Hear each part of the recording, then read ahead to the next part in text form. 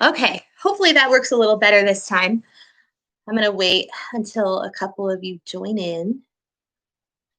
Until then, I'm going to relieve my stress a little and I'm going to pet a cat. All right, I have one joined. That's good. One's better than none. What do you think, Wally? Wallace. Let's see. Even if it's just one. Oh, hi, Katie. All right. Oh, isn't he precious? He is just, and look, he has little chonies. See? He's all like this pretty black and brown color except for his chonies. But he's super cute. All right. So we were talking about how to kind of balance those issues that you guys are having. Katie, you're allergic to cats. You know what? Actually, allergies can evolve over time, if that makes sense. Like one day you might be allergic, the next day you might not be. Like last year, I developed an allergy to cucumber, and I was so sad about it because I love cucumber. But anywho, balancing mental health issues. I want to continue on that stuff. I mentioned this book before. Oh, who said? Hold on. Those are fighting words. Say that to his face. Say it to his face that dogs are better than cats. Oh, you are breaking his little heart. But you know what? Wally actually is like a little dog. He's so funny. He comes when he's called. He's really cute. I don't know if you guys happen to see this before, but since I teach at Santiago, he's got his Santiago colors on. He's got his bow tie. I'm going to actually have a little shirt made for him. But you know what? Actually, I'll have shirts from all the schools made for him. That way, everybody's represented. But there you go, Wally. Go play. So basically, the main piece of advice I want to give you guys, and this is something that I still struggle with. You're not going to like what I'm about to say. Let things go. Let things go. Don't hold on to stuff. When you hold on to stuff, that will cause you an insane amount of stress. It really will. Like if you hold on to a bad grade, right? Like we've all had those days where we get a bad grade on a test and then it ruins the rest of your day, right? Put in the chat feed if you've been there. Like this will be the equivalent of you raising your hand. Like if you've ever been there and you feel like, like your whole day's ruined because you got a bad grade on a test. All right, a couple of you. Yeah, and that's normal. That's normal. I've been there. I'm not going to stand on my high horse and be like, oh, don't feel that way. I'm not going to tell you how to feel. But here's the thing, though. Try not to. Try not to let it ruin your day. At the end of the day, live like Wally. If something bad happens to you, like a loud noise, it'll scare you for a minute, but then you come sit by your mama and everything is fine, right, Wally? So it's kind of one of those deals where you have to remind yourself, yes, it really sucks that I got a bad grade on that test. It really, really sucks. And it's okay to be upset about it for a few minutes, but don't let it ruin your whole day. Every time you get a bad grade on a test and you find that it's bringing you down, tell yourself this. Am I going to remember this test 10 years from now? And I'm going to tell you right now, from my own experience, no, you're not going to remember it. And I also want you to ask yourself, is this test going to stop me from being a successful person? And I can already tell you guys right now, I don't have a crystal ball for you, but I can tell you right now that you guys are going to be successful. You're going to graduate high school. You're going to go to college. Even if you fail, and you very well might, even if you fail the first test for AP World, the first SAQ test, even if you bomb it and get a 0, you're still smart. You're still capable. You're still going to go to college. An F in my class does not mean you're dumb. And getting an F in my class, like on like, let's say a test, getting an F in my class means you're learning. Doesn't mean failure. We kind of associate our grades with who we are. And we let our grades dictate who we are. But you can't.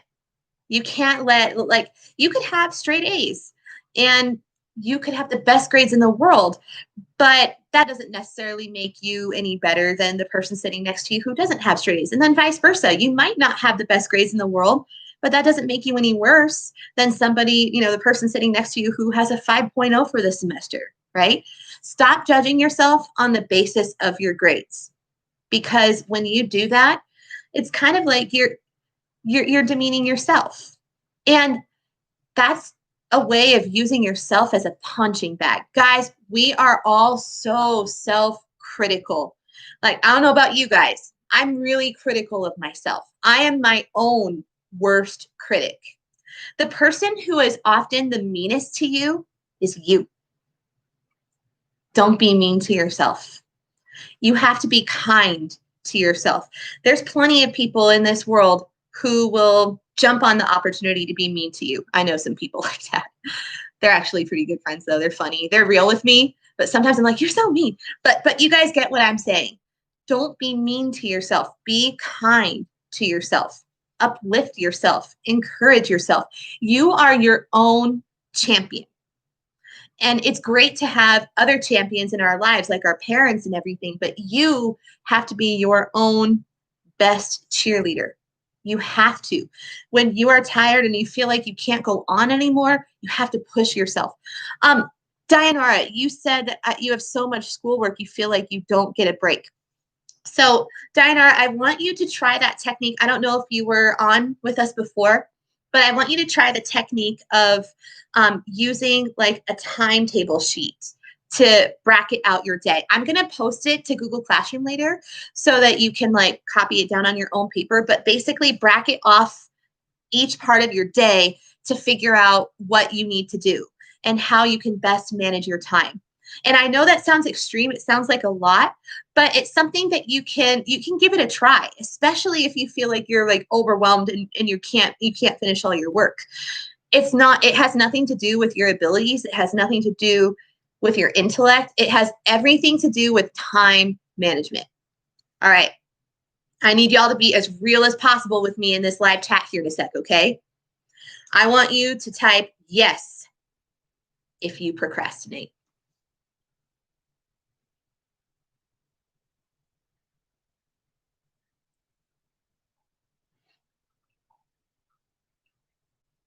Lucas lies.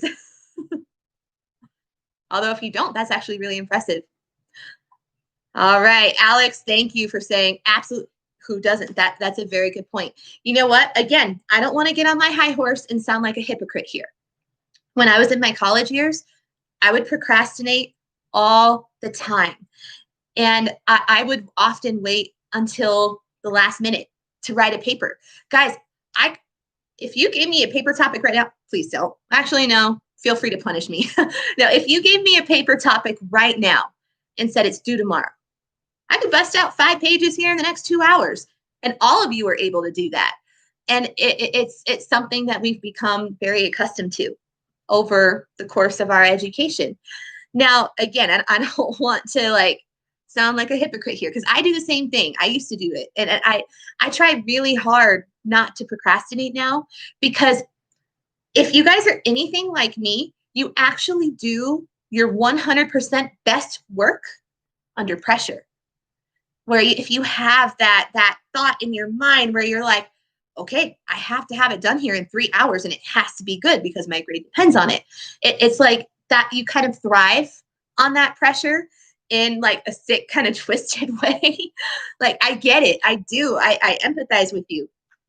But my advice, try not to do that. I know it's hard because so many of us have gotten into that habit, but try really hard not to procrastinate. I'm really big on like if you guys email me or message me, I try really hard to get back to you like within the first 5 minutes, because otherwise I start to feel overwhelmed. And then I start thinking about all of those messages that I have to answer and it just stresses me out. Some of you are saying that you do better at night. That's cool. Like if you're nocturnal and you're at least getting some rest during the day, then that's cool. You do what works for you. But my point being, don't wait until the last minute. Try not to, because even though you might do your best work under pressure, and even though you might get really good grades from it, think about what it's doing to you up here. Even if you're getting a 4 point whatever GPA because of your procrastination skills, ask yourself, is it worth putting myself through that kind of stress? Because guys, when you go through that kind of stress, it isn't just a brain problem. It becomes an issue with your breathing. It becomes like when you're super stressed, you tend not to breathe very well. You're not taking full, deep breaths. It affects your blood pressure. It affects your sweat glands. Yeah, believe it or not. Like, I don't know about you guys, but like I start to sweat more when I'm really, really stressed out and really nervous because all of that heat is rising up to your face and you can't control it. And you think about, and you start to snowball as you're procrastinating and as you're getting through that assignment. So ask yourself, okay, I know I can bust out my assignment in 20 minutes or like an hour, whenever it's due. I know I can do it. I'm not denying my capability that I can do it and I can get an A. But think about what it does to you up here. It can really mess you up. You don't want to go through that. It's not fun. And again, speaking from experience. But I do want to touch on something really important. I want to kind of reiterate the fact that unfortunately on my end, I'm not able to lessen any kind of work that I'm assigning because of the fact that this is advanced placement and it's technically considered to be a college level course. Now, I'm going to tell you guys about my worst midterm week at UCR. Oh my God, so bad. I'll never forget this, and I'm not exaggerating, I promise you. I had 5 papers, 3 exams, and 3 presentations, all due within a matter of 3 days. It's a lot. Midterm and finals week at the college level is a lot. And those college professors they're not all of them are bad. Like a lot of college professors, to be honest, are pretty chill, but you are definitely going to get a ton of work at the college level, and you have to be able to manage your time and balance it off. And you have to be able to really be honest with yourself about what you're doing with your time. And you have to tell yourself, you know what, I might really want to play video games for a couple hours, but is that I tried to pick Wally up and he flew out of my hands. Anyway, you have to tell yourself, like, if the stuff that I'm doing with my time, is that the best possible use of my time? If your answer is yes, I don't want to change anything, then hey, good on you. But if you're being real with yourself, you can make a game plan on how to better utilize your time, because that will help you up here. Let's see. My brain must be fat. What the? What? I feel like I'm in the classroom. If I was in the classroom and I overheard that conversation, this is the face I would be giving you. Anyway, I just wanted to touch on that and really bring that home for you guys. I don't know if you guys heard me when I was reading out of this book to you before, but here, I'm going to hold this closer. Buy this book, guys. It's called Don't Sweat the Small Stuff. This book cost me like $5 at Barnes & Noble, and I really haven't gotten that far into it, but it is a phenomenal book. It's a book for people just like you and me. People who are perfectionists, people who have anxiety from wanting to be perfectionists, people who like struggle with time management, all that kind of stuff. This book was written for you and me. Like, this land is your land, only this book is my book. I'm just being dumb. Kira, I will buy it for you and I'll mail it to you. Don't even argue with me. Okay, so don't sweat the stuff. I'm going to read a passage out of this for you guys. And I will warn you that if you buy this book and you start reading it, you're going to feel so attacked because you're going to be like, this is me. It's all about me. I read the first line of this book and I almost chucked it. I'm like, this is me in a nutshell. But the passage I'm going to read to you is about the snowballing effect. The snowballing effect is not fun. You guys know what it is. You just might not know it by name. Here's what it is. One bad thing happens to you, and then you start thinking about all the other things in your life that aren't perfect. That's called snowballing. One bad thing happens, and then you start thinking about another bad thing and another bad thing and another bad thing and another bad thing. This passage acknowledges that. I'm going to read it to you. Okay. So this chapter is called Be Aware of the Snowball Effect of Your Thinking. And I want to read it, the first paragraph. A powerful technique for becoming more peaceful is to be aware of how quickly your negative and insecure thinking, triggered, can spiral out of control. Have you ever noticed how uptight you feel when you're caught up in your thinking? And to top it off, the more absorbed you get in the details of whatever is upsetting you, the worse you feel. One thought leads to another, yet another, yet another, until at some point you become incredibly agitated. Oh man, some of you are saying this is how you guys feel at night. Oh, I'm so sorry about that. Nighttime is when you're supposed to feel peaceful. Let's talk about that. Let's talk about the night owls in this group. One thing I would recommend is have a bedtime.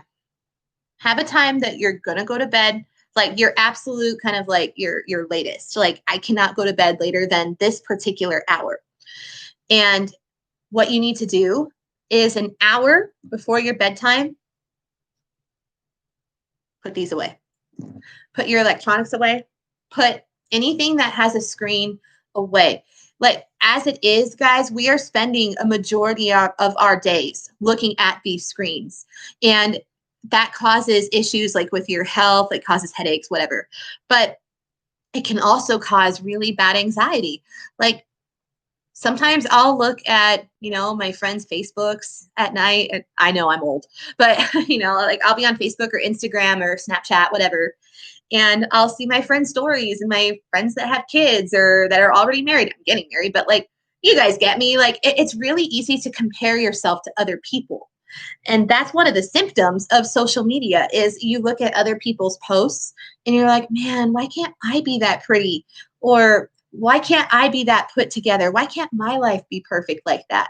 Social media kind of gives you that false idea that people's lives are perfect, but that's so not true. Social media is an outlet for you to put your best self online and to let people get to know you in that way, but it doesn't tell the whole story. You don't want to let other people's lives dictate how you feel about your own life. So that's why I'm advising put all the electronics away. Someone mentioned the blue light. Yes, Alex, you're right. It says, Alex says the blue light produced by the screens reduces melatonin production. Is absolutely right, meaning that, excuse me, it'll keep you awake because it messes like with the neurons in your brain. It makes your brain activity like more like kind of all over the place. There's probably a much more scientific way of putting that, but Alex hit it right on the nose there, that using screens before bed can actually have an adverse effect on how you sleep. So I want you guys to really try that. And I know it's hard. It's hard to put your phone down, especially when you're getting notifications. It'll give you anxiety. Put everything on Do Not Disturb. Turn your phone off if you have to, and ask your mom or dad if they'll maybe like wake you up the next day so that you can get a good night's sleep. Just turn off all of your devices before bed. Nicole says, I have blue light glasses. Even then, like even if you have blue light glasses, which I need to get some of those too. I'm really glad you have those, Nicole, because that's good for, protecting yourself. Even then, put away all of your devices before bed, because even if you're not looking at stressful stuff, it's still going to affect your brain activity. And it's a struggle. All right. There was a let's see. One space lowercase says, I wish I could set a good bedtime.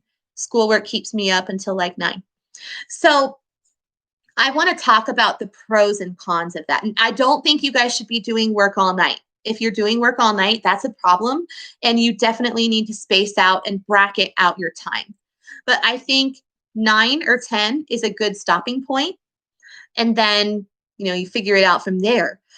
But I think that is a good plan to, kind of cap it at that point.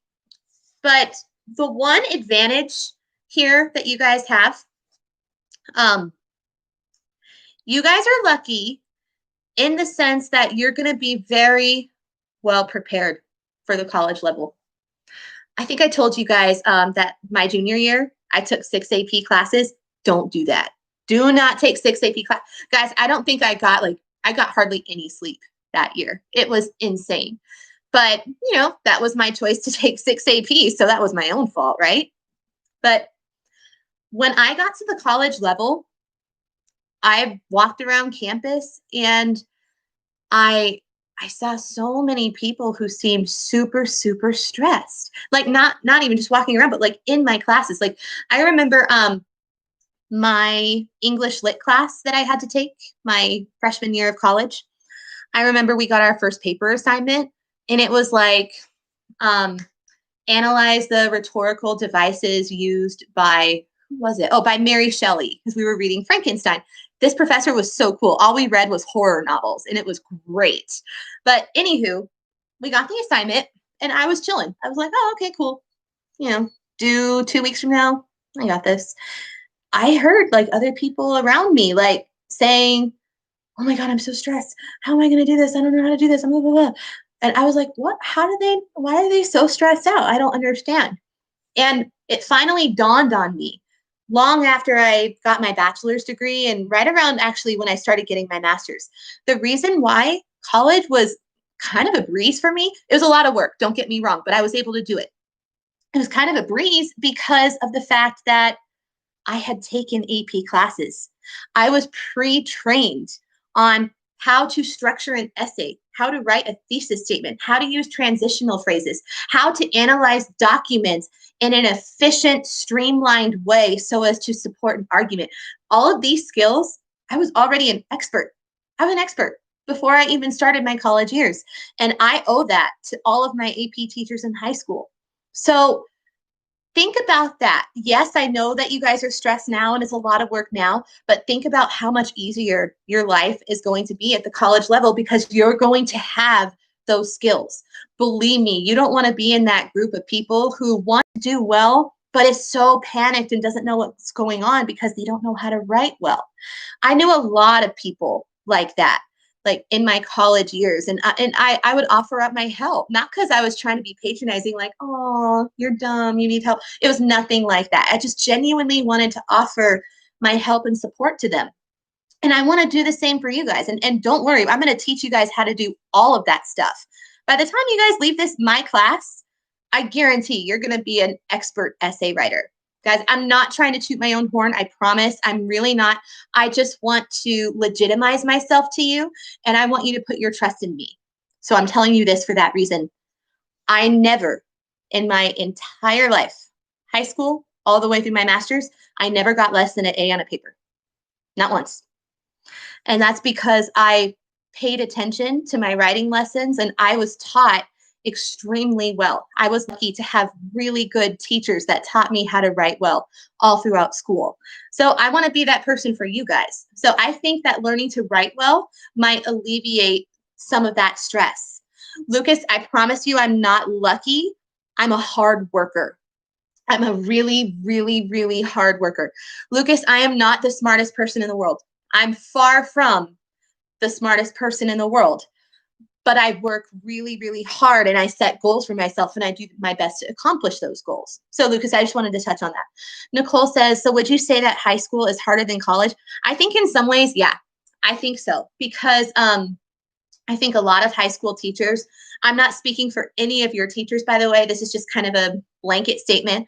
I do think, Nicole, that a lot of high school teachers kind of assign a lot of busy work. And that's usually for like classroom management purposes, right? So like if you go up to your teacher like, oh, I finished this, they're going to give you something else to work on so that it keeps you occupied, it keeps your brain juices flowing. So In some ways, busy work is good, but for the most part, busy work is not advantageous to you because it just causes you more stress than it helps you.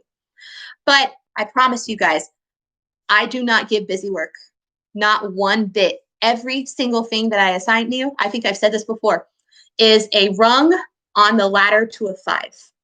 Every assignment you do, think of it as a tiny little rung of a ladder that you climb to get a 5 on the exam. All right. Let's see. I want to make sure that. Oh, Nicole, you said, but sometimes going on my phone and watching TV makes me fall asleep. Okay, fair enough. We all have different preferences, and we all, have different bodies, and we all have different well, we all have the same chemicals in our body, but we have different levels of those chemicals. So you got to do what works for you. So Nicole, if you're good, if you're getting enough rest and you're doing okay, then don't change anything. This is really more for like the students who are struggling, like as far as not getting enough sleep. And I figured maybe that could be one of the reasons why. So it's just kind of blanket advice to everyone all at once. Let's see. I wanted to take AP Comp Science and AP World, but they got rid of AP Comp Sci on virtual track. Yeah, that's one of the downsides of virtual is that a lot of the electives were eliminated. It's mostly, I don't think even mostly, I think it's like 98% core classes on virtual. So that kind of blows. It sucks, but it is what it is, and it's temporary, and we'll be back in school. We will. Maybe not right away, but we will eventually. All right. Lucas, I am sleep deprived. Oh, I wanted to touch on that. I mentioned power naps forever ago. Guys, power naps are life. Okay. What I like to do is on the weekends, and if I'm grading, like I don't like to stare at the screen for longer than an hour, especially if I'm tired. If I'm super tired, I will grade for an hour, and then I will close my laptop. I will turn my phone off. Actually, no. I should keep my phone on from now on. Maybe my power naps won't be messed up. But set a timer for yourself or an alarm for like 20 minutes. Don't sleep longer than that. If you sleep longer than 20 minutes, you're getting closer to what's known as the REM cycle. And that means you're kind of headed into a deeper sleep.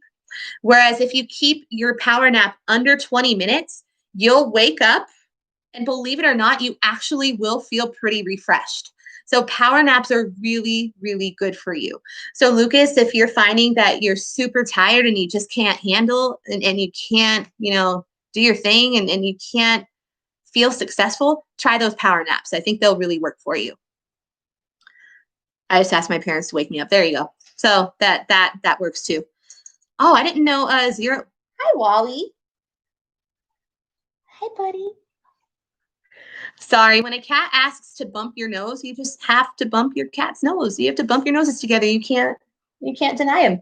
But anyway, just keep all of those tips in mind. And again, I really want to stress the idea of being gentle with yourself. You have to be gentle with yourself. You have to treat yourself with respect. You have to treat yourself with dignity, and don't talk crap on yourself, right? Like go easy on you. Everyone else is going hard on you. Why should you? So take it easy on yourself. Alex says, if I fall asleep, I am legally non-living and will not wake up. That just made my day.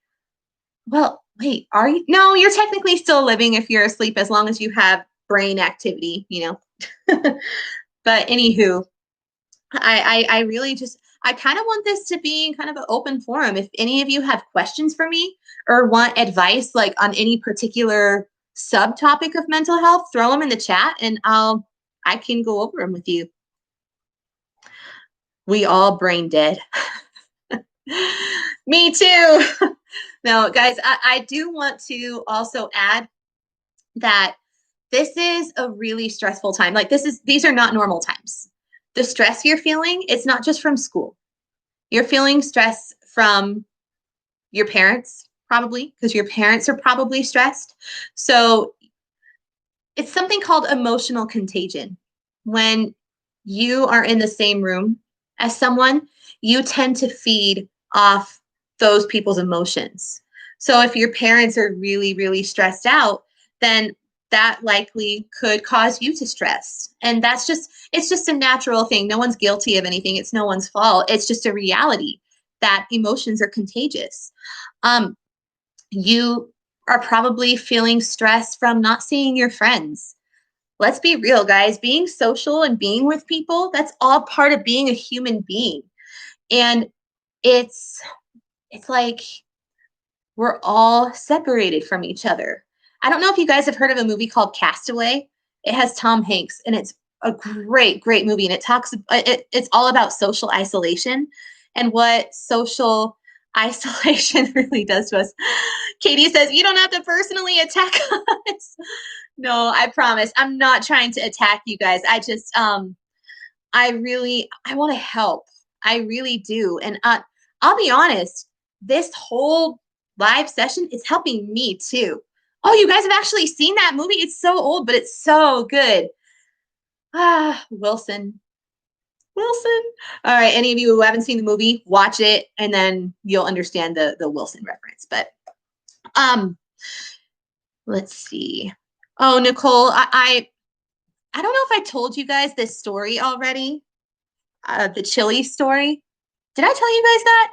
Can someone put it in the live chat because I don't want to seem dumb if I've told a story already. Can someone respond yes or no? Oh, I did. Okay. Oh, some people are saying no. Yeah, no. Okay, so some of you haven't heard the story, so I'll tell it. It was so pathetic. It was like a week and a half ago, and I had to well, first of all, let me just go back to the beginning. They didn't tell me I was teaching AP World until the Sunday before school started. And I had tons of resources because I've taught it before, but I didn't have any time to plan anything. So I'm like, great, what do I do now? But I came up with a plan and everything was okay.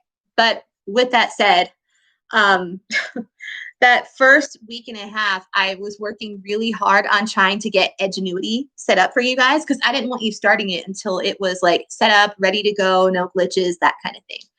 So I had to input every one of your student numbers into Edgenuity manually. And I had to put you all into groups based on your school manually. And then the whole thing glitched when I was 10 seconds away from being done. It all disappeared. 220 students worth of information gone. And I rage quit. I was like, nope, done. And so I left school. My fiance was like, can you pick up Chili's for dinner? I was like, yeah, absolutely. So I go to Chili's, and it was pretty busy there because y'all know how they have like outdoor, patio seating now, which is cool. Anywho, they had their skeleton crew running, and they took forever to get like my food out, which I didn't complain because like they're human too. They're trying really hard and they're struggling too. But after it was like almost an hour, I was like, nope, done. So with that said, I got out of my car and the manager just happened to come out at the same time, and I started crying. I started crying to this poor man. I was like, I'm a teacher and I just want to go home. Can I have my food? And he was like, oh my God, I'm so sorry. He went and grabbed it for me. And the best part is that he put a piece of cheesecake and the little Pizookies. He put a piece of cheesecake and a cookie with ice cream inside of my bag, and it made my whole day. And that made everything better. Sometimes all you need is just a little dessert. But that Nicole, as far as crying, you're not alone. And a lot of us, all of us, are feeling that level of stress. Wally, no, you're not going under the couch. Don't be a couch cheater. We call him a couch cheater because he likes to go under the couch and stay there for hours, but I'm not letting him. But anyway, I told that story because I don't want you guys to feel like you're alone in all of this. Lucas, you said I'm behind in your class. Dayanara says same. Yes, Wally is a couch goblin. As far as being behind in my class goes, again, we're kind of in the first few weeks of school. We're still trying to figure things out. You guys are just starting to take notes for AP World, which is a complex process to explain. And it's it's one of those things that's, I get a lot of questions in person about the notes, but doing it digitally, that's even harder. So that's why I'm still strict, like with due dates and things like that and expectations. But at the same time, I'm trying to give as much grace as possible because, again, it's really rough. These teachers be assigning all this stuff. I'll do it at the same time. Okay. So as far as Edgenuity, unfortunately, I can't control anything on Edgenuity. All of the normal controls that other teachers have on Edgenuity, like being able to edit modules and to take things out, add things in, I'm not allowed to do. In fact, those capabilities on my end for Edgenuity are all disabled. I can't do any of that stuff. And it's because Edgenuity has been audited by College Board. And our entire course is dictated by College Board, meaning that I can't edit the course. If I were to edit or modify the course on Edgenuity, then it would affect the course's legitimacy for College Board. So I've already been told by like administrators, by even district officials, that I'm not able to edit stuff for my class. My language arts teacher was able to edit everything. Your language arts teacher is not an AP teacher. It's different. So for AP, we are completely under College Board's control.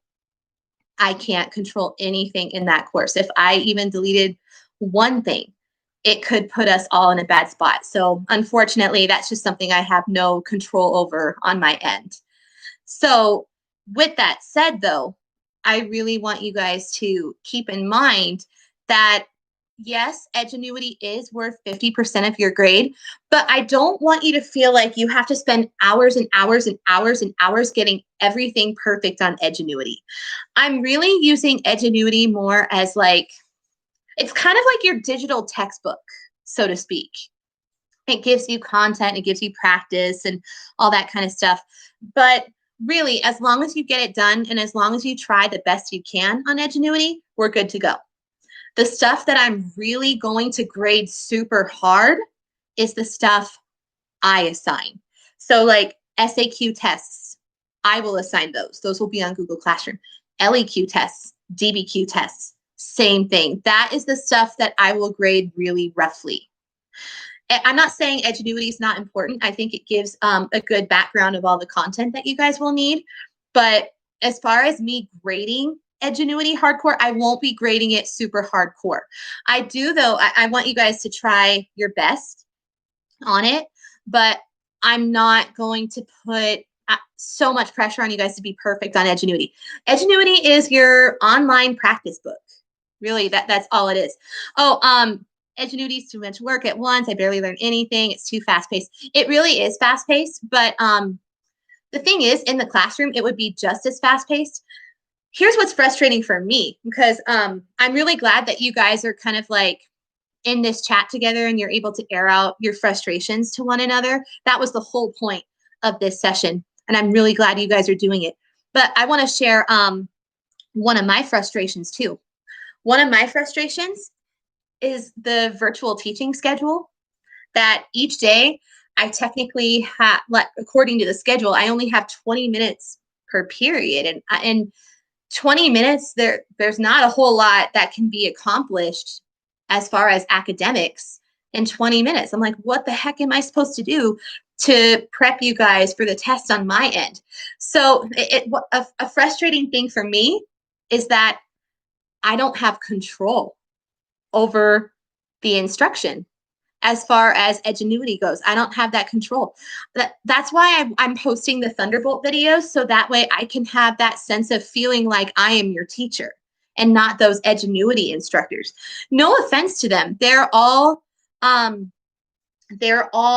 accredited. They all have their credentials. They're all extremely intelligent people, but I'm not trying to sound conceited. They're not me. I would love to have that control and just teach you guys the same way that traditional teachers are teaching their kids right now. So that's what's frustrating for me, is that the mode of instruction is so different and so far off from what we're used to.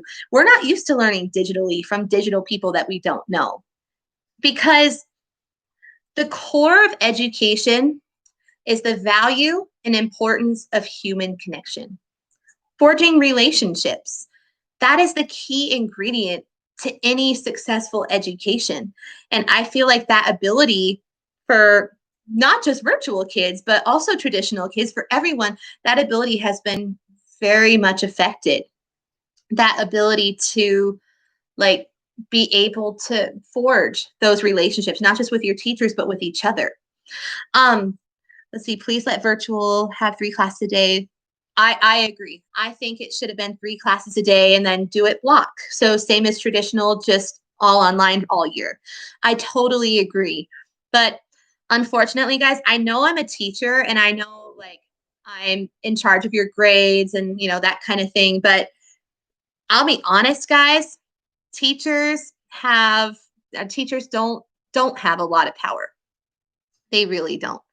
Like we don't have a lot of say in what goes on. We're able to, you know, help you guys. We're able to assign stuff. We're able to grade stuff. But when it comes to changing policy, we can't. We have no control over any of that.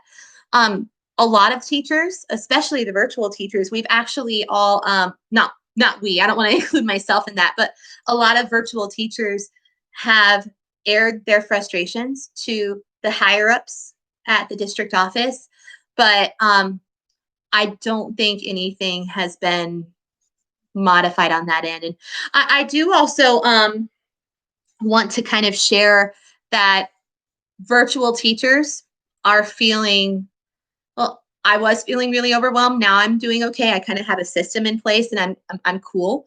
But a lot of virtual teachers are super, super, super overwhelmed right now. Guys, it takes me like 2 hours to do attendance, just to do attendance. It's a lot. And then if you think about each assignment, it's like over 200 assignments and then multiply it all, it's a lot. And then a lot of you would probably say, well, stop assigning stuff. But, and I get that, but if we stopped assigning stuff, especially me, if I don't assign those Thunderbolt videos and whatnot, then in my head, I don't know, because there's no research. I don't know if you are truly being prepped for this exam from Edgenuity alone. I can't know that for sure because there's no data. There's no research done on it. I've looked it up. I can't find it. And so that really scares me. I want to make sure that you're thoroughly prepared. And that's why I want to, make sure that I assign that stuff, because it's really important to me that you guys get the education that you really deserve. Guys, so much has been taken away from you already by COVID and by this entire crisis. I don't want to take one more thing away from you by taking away your chance of passing your first AP exam because I'm not instructing on the side. I took an oath as a teacher to commit myself to student success and student happiness and student worthiness, and I will not let go of that oath. It's my life. It's my job. It's the commitment that I chose to make. And since I chose to make it, I need to follow through on that commitment. And I know it sucks, but for this year, just for this year, we all have to band together, join together, and work together to make the best of a really, really crappy situation. Because let's be real, this is not what any of us truly wanted for school. It's so far from the ideal situation that we can't even see the ideal situation in the near future. It's like that light at the end of the tunnel, but it's so distant. It's so far off that we could barely see it, but it's there. And we're going to get through this together. We will. And as far as catching up with all of your work, again, like with my class, I generally want to give that 24-hour grace period and allow you that additional time to finish. Really, as long as your Edgenuity work for the week is done by the end of the week, I'm happy. I'm chilling with that. And I'm gonna actually look into it and see if I can change like the late work feature, because I think there's a way for me allowing it. I need to talk to other virtual teachers and see how they've done it, because I know they have. But, oh, bye, Kira. See you later. Bye, Nicole. See you later. Okay. I actually, that they make a good point. I don't want to take up too much of your guys' time. I know this is your work time, but guys, mental health is so important. You need to take care of your mind, your body, and your soul so that you can be successful students. And one way that you can do that is by hitting me up anytime. You guys, you can message me on Remind for anything. It doesn't have to be just like, oh, Miss Bolton, can you reset my assignment? Or, oh, Miss Bolton, like, I'm not doing so well in your class. How can I improve? You can message me for anything. Like if you want to just talk, like if you're having a really rough day and you need someone to vent to, hit me up. I'll get on Zoom. I'll go one-on-one with you or Instagram, whatever it might be. I'll FaceTime with you on Instagram. We'll work through this. And I'm here for you. And my heart is with you. And we're going to slay the game. We are. All of you are going to pass that AP exam. I promise. All right, guys. Have a great rest of your day. Take power naps. Take breaks when you need to. Take a walk when you need to. I love you lots. See you later.